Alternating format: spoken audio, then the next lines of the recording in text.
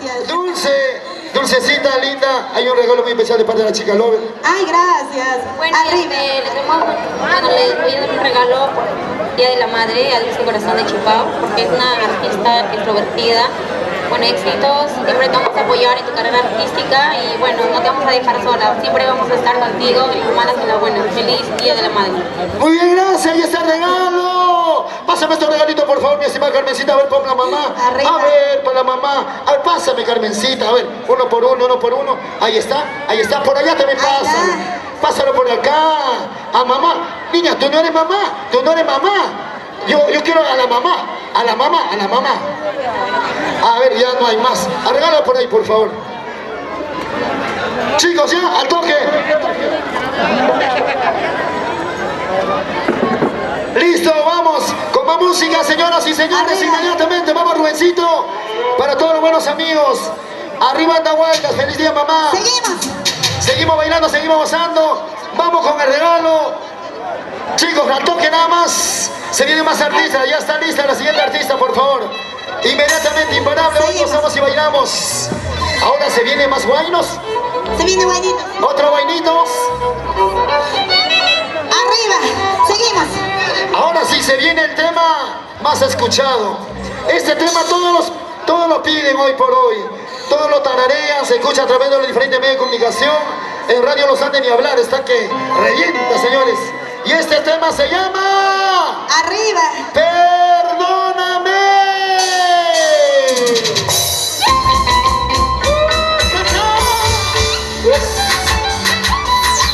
Perdona, mi amor, pues sin querer queriendo.